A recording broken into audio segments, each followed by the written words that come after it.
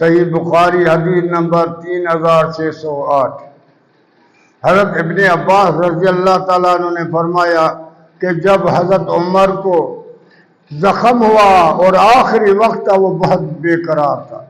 میں نے کہا امیر المومنین آپ بے قرار کیوں ہوتے ہو جبکہ آپ کو اللہ کے رسول کی صحبت تھی اور وہ آپ سے خوش ہو کر گیا۔ اس کے بعد ابا بکر کی صحبت ملی، وہ بھی آپ سے خوش ہو کر گیا، اور مجھے یقین ہے کہ یہ بندے بھی آپ سے خوش تھے۔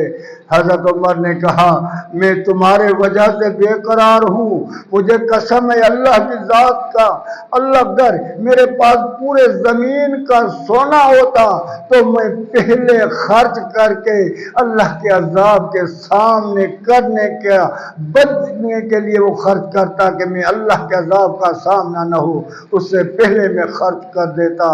یہ تھا صحابہ کا شان۔